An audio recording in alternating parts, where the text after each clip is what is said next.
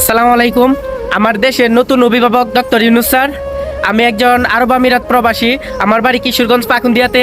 আমি আসছি আপনাদের কাছে একটা দাবি নিয়া। দাবি বলছি বললে আবার ওইটা ভাইবেন না যে কয়েক দফা উঠায় দেবো। ভাই আসলে আমরা আমাদের ফ্যামিলির কাছে অবহেলিত, আমার দেশবাসীর কাছে তো আর কি বলবো। না না, আমার এত বড় কিছু ডিমান্ড নাই, এত কিছু চাওয়ার নাই। আমার শুধু একটাই চাওয়া, দেশের বাইরে যত প্রবাসী ভাইরা এই গুলুযুগের সাথে জড়ায়া এখন বর্তমানে জেল হাজতে বন্দি আছে, আমি চাই যে স্যার আপনি ওদের দিকে একটু দেখেন, ওদের দিকে একটু তাকান। আপনি আশা করি আপনি যদি একটু ওদেরকে দেখেন, আশা করি ভালো কিছু আশা করা যায়।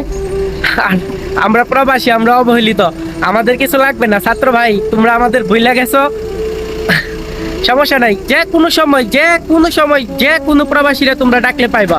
আমরা সব সময় তোমাদের পাশে ছিলাম, আছি, থাকবো ইনশাল্লাহ।